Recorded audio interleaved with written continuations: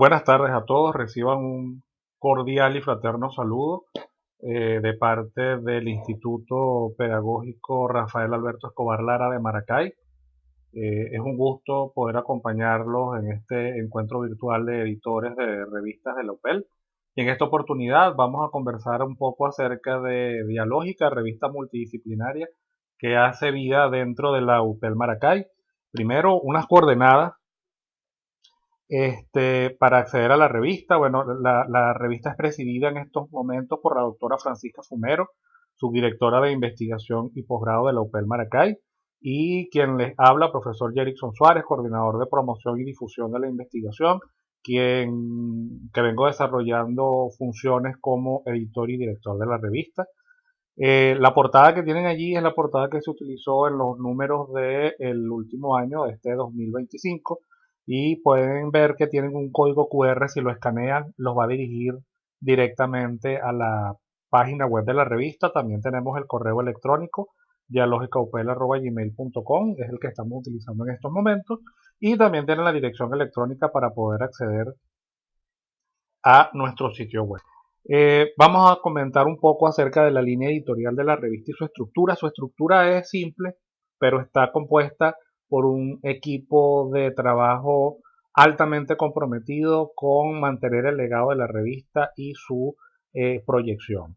Eh, a la cabeza está la presidencia de la revista, quien siempre la ostenta la subdirección de investigación y de posgrado.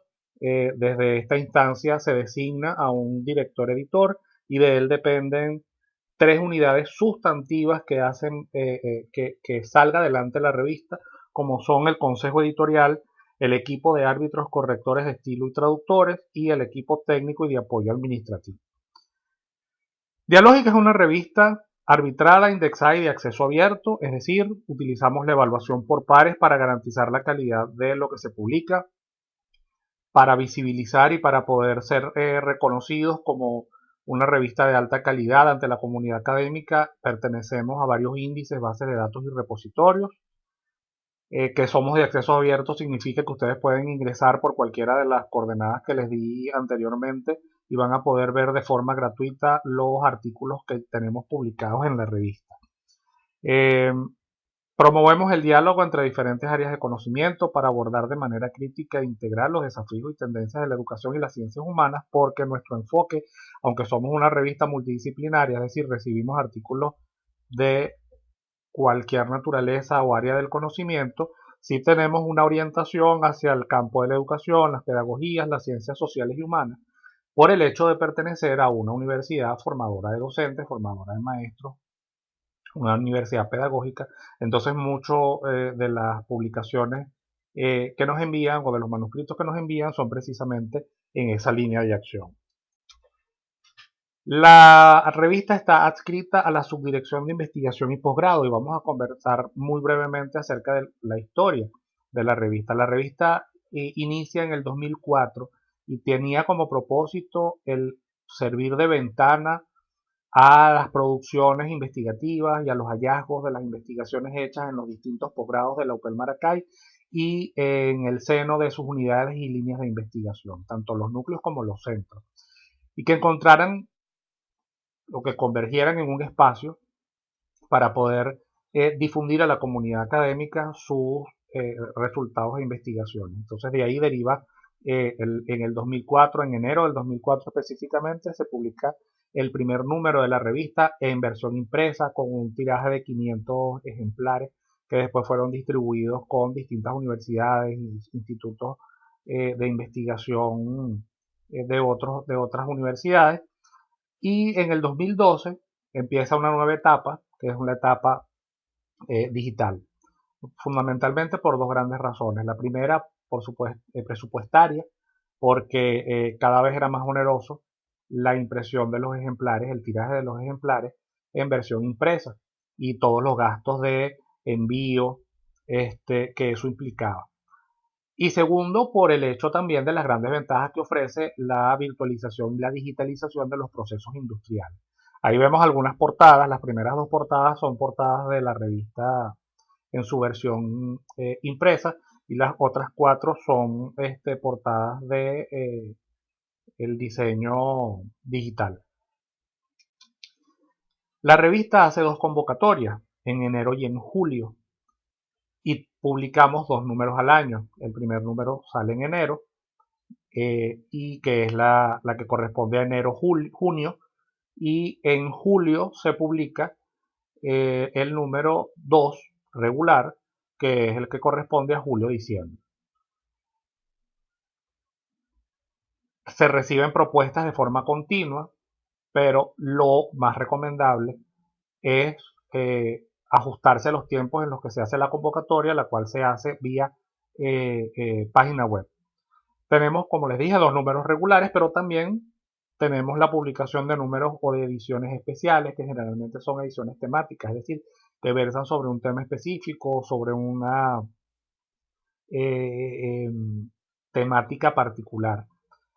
Ya les había dicho al principio que nuestra revista es arbitrada, por lo tanto utilizamos la evaluación por pares para garantizar la calidad de nuestras publicaciones.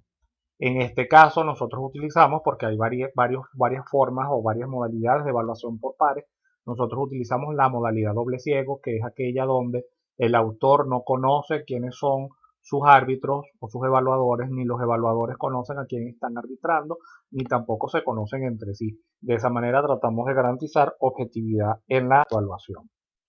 ¿Qué tipo de artículos se publican en la revista? Pues tenemos una amplia variedad de ellos. Tenemos, por un lado, investigaciones culminadas o en proceso, derivadas de trabajos de grado, tesis doctorales o trabajos de ascenso, bien sea con resultados parciales, preliminares o finales. También tenemos reportes de investigaciones libres, informes de desarrollos tecnológicos, ensayos en sus distintas modalidades, pero siguiendo rigurosos estándares académicos y científicos. O sea, deben ser ensayos de naturaleza eminentemente científica, o respetando estos lineamientos académicos para elaborar un ensayo. También publicamos revisiones sistemáticas, bien sea revisiones de literatura especializada o estado del arte de una disciplina o de un campo de estudio o de una temática en particular. También podemos recibir sistematización de experiencias tanto en el ámbito educativo como en el ámbito de las ciencias sociales, proyectos institucionales, modelos e innovaciones educativas y reseñas de libros. Como les dije al principio, pues las revistas científicas, para garantizar o para tener mayor visibilidad y para ir teniendo mayor estatus dentro de la comunidad científica, y que sean revistas en las que la gente tenga confianza, pues formamos parte de distintos repositorios, plataformas, índices y bases de datos. En este caso, tenemos algunas que son latinoamericanas, Dialnet, LatinDex, Cielo. Tenemos otras más internacionales como WOS o Web of Science Group y el Europub. También tenemos unas nacionales como Revensit. Disponemos del DOI, que es un identificador persistente, es un código que se le asigna a cada uno de los artículos para hacerlos accesibles independientemente de dónde se encuentren. Es decir, no dependemos de la dirección URL, la dirección del navegador, sino que el artículo siempre va a poder ser visible y accesible a través de ese DOI. Y actualmente nos encontramos trabajando en el ingreso de nuevas bases de datos y de nuevos índices para poder así tener mayor impacto, proyección y visibilidad ante la comunidad académica y científica y de investigadores. Normas de publicación, voy a solamente mencionar algunas de ellas. Esta información la tienen tanto en el sitio web como se les puede remitir por correo electrónico cuando solicitan información para publicar o cuando participan en las convocatorias. Pero bueno, algunos elementos importantes de las normas de publicación, que son trabajos inéditos. Esto significa que no pueden haber estos manuscritos que ustedes envían, no pueden haber sido publicados en otras revistas, en algunas memorias de eventos, en algún libro compilado o un libro colectivo. No pueden ser copias fieles, textuales y exactas de los trabajos de grado, de ascenso o de tesis doctorales si estos fueron publicados. Por ejemplo, en el caso de la UPEL, nuestros trabajos de grado y trabajos de ascenso son publicados en un repositorio institucional, entonces ya fueron publicados. Las normas que se siguen para la redacción del documento, las normas, digamos, de forma, obedecen fundamentalmente a los lineamientos dados por nuestro manual UPEL. La extensión, estamos hablando de aproximadamente entre 10 y 15 páginas para el caso de los ensayos, y sistematizaciones de experiencia y artículos similares. Y para los artículos científicos y derivados de investigaciones, tenemos un aproximado de entre 15 y 20 páginas de lo que estamos manejando en promedio de extensión. Recomendamos el formato IMRD, que se está utilizando mucho, que es introducción, material, metodología o materiales y métodos, como lo llaman en otras partes, resultados y discusión. Pero fundamentalmente es importante que el artículo siempre tenga resumen, introducción, el marco teórico que puede estar, digamos, inmerso dentro de la introducción, la metodología, procedimientos, resultados, análisis e interpretación, conclusiones y referencias. También es importante respetar ciertas normas de forma en cuanto al tipo de letra, el sangrado, el interlineado. Es fundamental porque algo que deben tener las revistas es homogeneidad en todas sus publicaciones. Entonces esto es importantísimo tomarlo en consideración. También damos pautas para la redacción del resumen, cómo debe estar conformado y estructurado el resumen. Es importante que los autores hagan por su cuenta una revisión de software de similitud semántica o antiplagio, pero también nosotros, siendo garantes de la calidad de lo que se publica, utilizamos en estos momentos una licencia de Turnitin que adquirió la universidad y a través de la cual nosotros hacemos la revisión del software de similitud semántica o de textos pues, similares en otras fuentes ya publicadas. Y tenemos unos lineamientos para trabajar el software. Hacemos énfasis también en la calidad y en la importancia de la lista de referencias del artículo o del manuscrito que se envía. Las referencias deben ser todas las que son electrónicas, deben ser accesibles en todo momento. Esto se garantiza indicando el DOI. Si no tienen el DOI, pues entonces indicando la dirección URL. Pero la URL tiene que estar activa, tiene que ser correcta. Cuando yo hago clic allí, debo dirigirme obligatoriamente al enlace correcto y al documento que me indica la referencia. Además que la inmensa mayoría de las referencias de la lista tienen que estar basadas o se tienen que ser fuentes tomadas de bases de datos, de índices y de plataformas o de repositorios institucionales, académicos y científicos. No puede ser que un artículo esté lleno más de citas a páginas web, a blog, que no digo que no se puedan considerar, pero tiene que haber un mayor peso de publicaciones o de fuentes de información que de alguna manera tengamos garantía de la calidad de ella. También el diseño de las palabras claves. Las palabras claves son muy importantes en un artículo porque son los que le van a permitir que tengan accesibilidad y que sean más fáciles de ubicar para una persona que esté interesada en esa temática. Entonces, para ello exigimos que las palabras claves estén tomadas de el Tesauro UNESCO, que es un sitio web que diseñó la UNESCO donde aparece una especie de listado o de índice de palabras, índice temático, donde se utilizan palabras o donde podemos tomar las palabras claves que más se asemejen a nuestra investigación, y esto de alguna manera estandariza y normaliza la búsqueda de palabras. Vamos a hablar un poco más adelante acerca de los procesos de publicación, tanto a la parte que le corresponde a los autores como la que le corresponde al proceso editorial. El artículo tiene que ser enviado en Word, eso también es muy importante. Criterios de evaluación. Cuando ustedes envían el manuscrito, tenemos una primera etapa que nosotros denominamos evaluación preliminar. Esta evaluación preliminar le corresponde hacerla a el comité editorial, el consejo editorial, un comité técnico y por supuesto acompañados del editor. Utilizamos para esta evaluación preliminar una lista de verificación. Aquí está parte de la lista, pero en realidad si ustedes la leen, lo que está ahí son las mismas normas que les presenté brevemente en las láminas anteriores. Y nosotros lo que hacemos es un check, un verificar si cumple o no cumple con la norma. Entonces ahí verificamos con cuántas de las normas no está cumpliendo y en función de eso se toma la decisión de hacer un rechazo inmediato del artículo.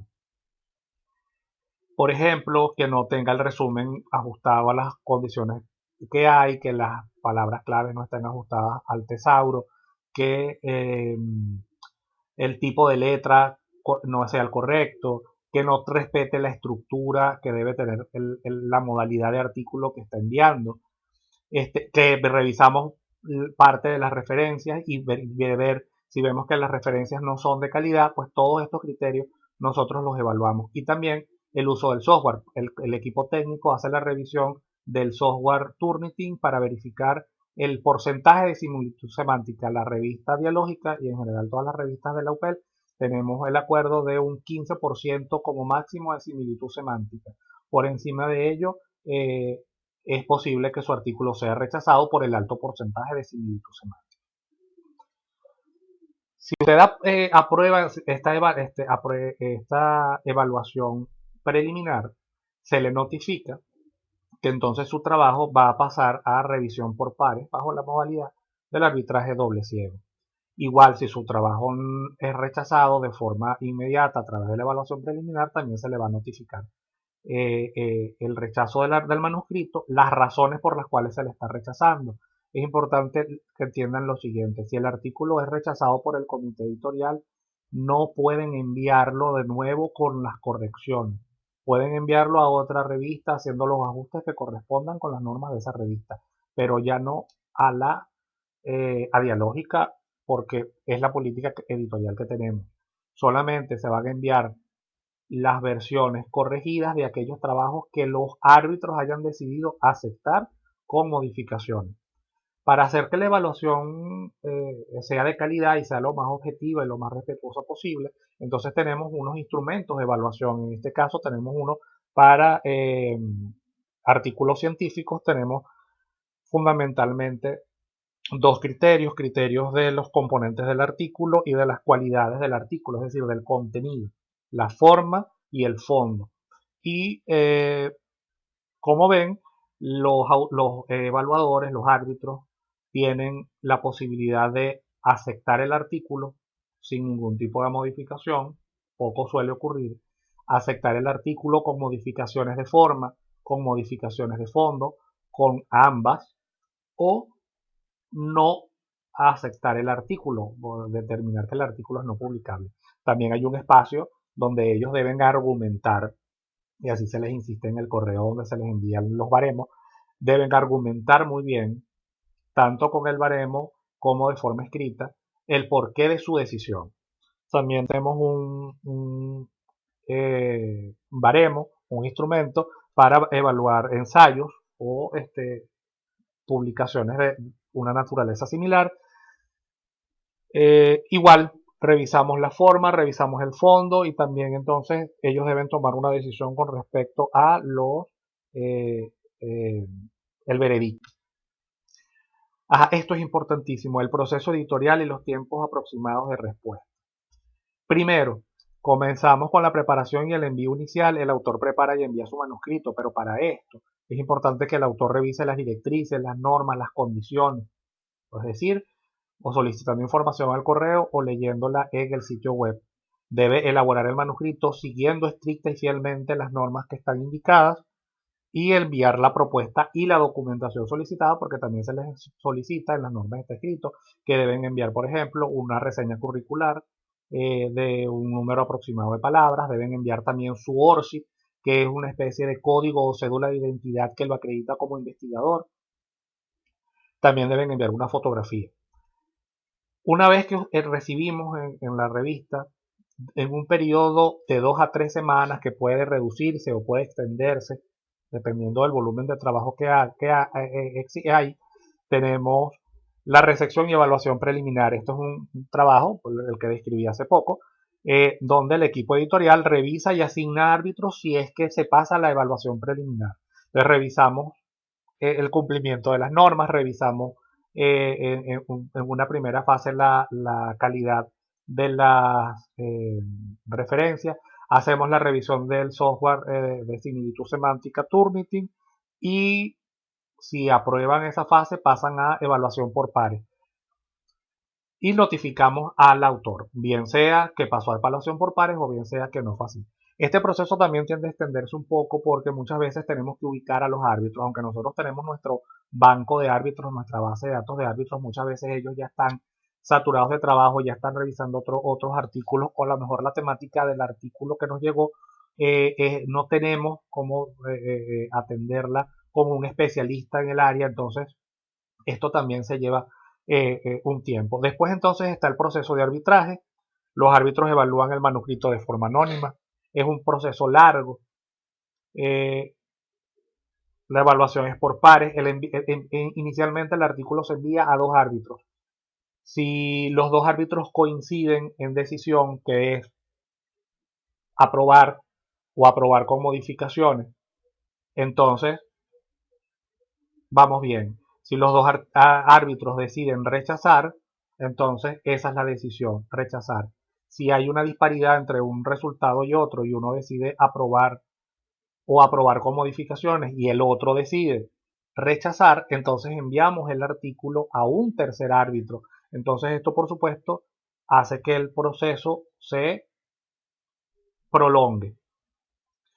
Eh, Finalizado el proceso del arbitraje, pasamos a una fase de dictamen. El autor es notificado de la decisión, se le envía un reporte arbitral con las observaciones más importantes en las que debe hacer énfasis el autor para corregir su trabajo. Se le envían los baremos de los evaluadores, por supuesto respetando el anonimato de ellos, y se le envía el manuscrito con las observaciones y correcciones que en algunos casos los árbitros pueden hacer. Se le da un tiempo prudencial que es de 10 días, sin embargo muchas veces nos dicen, oye, necesito un poco más de tiempo porque las observaciones son un poco más amplias o hay algunas que se pueden subsanar muy rápidamente, pero otras no. Entonces, bueno, por supuesto que se los damos. Esto, por supuesto, también puede alargar este proceso. Una vez que ustedes envían en la versión corregida, esa versión corregida se vuelve a revisar para ver si se acataron y se hicieron los ajustes necesarios. Y ya después que se haya verificado eso, entonces usted va a recibir su carta de aceptación del artículo. Una vez que tengamos esto, pasamos a una fase de producción final y de publicación. El manuscrito pasa ahora a manos de correctores y revisores de estilo para hacer una evaluación ortográfica, ortotipográfica, gramatical, que efectivamente se estén cumpliendo las normas de forma y las normas del manual UPEL, que las citas estén bien hechas, que las referencias estén completas, que no les esté faltando información, que los enlaces funcionen. Todo esto pasa también por ese proceso. Después hay un proceso de montaje y edición, perdón, de diagramación y maquetado, es decir, cada uno de los artículos se monta en lo que nosotros llamamos el machote, se le tiene que dar el formato al encabezado, a los pies de página, a los márgenes, después todo esto se tiene que montar en la plataforma que es el Open Journal System, artículo por artículo, y vaciando la información que el sistema pide para después hacer el integrado y publicar el número completo. Por supuesto, esto es una fase que también es muy larga porque además involucra a muchas personas y a muchísimos procesos. Desafíos y retos a los que enfrentamos Dialógica y por supuesto la mayoría de las universidades, todas las revistas en las universidades venezolanas. El desafío que es casi que transversal es la falta de presupuesto, las limitaciones en el financiamiento. Eh, Esto, por ejemplo, repercute en un talento humano insuficiente y saturado de trabajo, en una necesidad de profesionalización. Muchas veces los trabajos editoriales los asumimos de forma empírica, por ensayo y error, preguntándole a alguien que tiene un poco más de tiempo y de experiencia, pero es necesario que se invierta en la formación y en la preparación de árbitros, cómo ser un mejor árbitro, cómo ser un mejor evaluador, cómo gestionar procesos tecnológicos, cómo gestionar procesos de revisión el software Turnitin. Claro que se han venido haciendo algunos avances al respecto, pero es necesario un plan un poco más consolidado y firme de profesionalización del trabajo editorial. También nos encontramos con un problema que es el de la proliferación de las revistas depredadoras. Muchas veces los autores nos dicen, es que se tardan mucho y a mí ya me dijeron que en tal revista me publican en un mes. Puede que lo hagan, pero no es garantía de calidad, no es garantía de integridad científica. Muchas veces incluso puede que si lo están haciendo para participar en un concurso, en un baremo o por los requisitos de egreso, no se lo reconozcan porque es una revista que no cumple con los estándares científicos de la comunidad de investigadores. La demora en los tiempos de respuesta porque por supuesto estamos un poco faltos de personal. También enfrentamos algunos desafíos más de tipo académico. Bueno, la actualización tecnológica, que es de tipo operativo, mejores equipos, necesitamos también de mejores plataformas, de plataformas más amplias, porque esto nos garantiza, incluso son requerimientos que nos exigen en algunos índices y en algunas bases de datos. Pero también tenemos algunos desafíos, algunos retos de tipo académico más que operativo, como por ejemplo evitar la endogamia académica, este asunto de que necesitamos ampliar nuestro consejo editorial para que converjan en él profesionales, investigadores, académicos y científicos de otras latitudes, de otros países, que no solamente seamos un espacio para que publique la gente de la UPEL, sino que también publique de la UPEL Maracay, sino que publiquen otros autores de otros institutos pedagógicos hermanos de otras universidades venezolanas y de otras universidades latinoamericanas y iberoamericanas si es posible. El fortalecimiento de la red de colaboradores, unificar y tener una red mucho más amplia de posibles árbitros, convencer a los autores de que no se publica como requisito de egreso, no se publica para cumplir con un baremo, no se publica para acumular un puntaje, para un ascenso, se publica porque es un deber y es una obligación de cualquier persona que se dice investigadora, bien sea investigador en formación, investigador Nobel y mucho más en un investigador consolidado. Por supuesto, desde la aparición de la inteligencia artificial, pues también nos encontramos con unos retos y unos desafíos importantes acerca del uso no ético, irresponsable y poco profesional de la herramienta. Y la presencia de malas prácticas como por ejemplo el plagio, el autoplagio o el querer publicar eh, partes que cortan y pegan de sus trabajos de ascenso, trabajos de grado o tesis doctorales, sin hacer las adecuaciones correspondientes. Para garantizar la transparencia, recurrimos a la carta de interés y compromiso que debe firmar cada uno de los autores. En esta afirman que y avalan que su artículo es inédito, que no está siendo arbitrado en otra revista, que si utilizaron la inteligencia artificial la utilizaron de manera responsable, que verificaron que no hay plagio o similitud semántica. Verificamos que el ORCID no solamente esté debidamente validado, es decir, no solamente que esté creado el código, sino que además esté con la información que debe tener. Por supuesto, utilizamos el software de similitud semántica, la verificación de las listas de referencia y los derechos de autor. Los derechos de autor le siguen perteneciendo a los autores de los manuscritos. ¿Ok? Eso es importante. Los derechos de autor no son cedidos a la revista, le pertenecen a los autores. Bueno, con esto les dejo a la reflexión este pensamiento. Investigar es un viaje personal, pero su publicación es un regalo para la humanidad. Por eso es que cada hallazgo, cada dato y cada análisis que has plasmado en tu manuscrito es un hilo vital que enriquece el tapiz del conocimiento. Muchísimas gracias. Los dejo entonces para las preguntas y observaciones. Nuevamente tienen el código QR para que puedan acceder al sitio web de nuestra revista. Muchísimas gracias por su atención.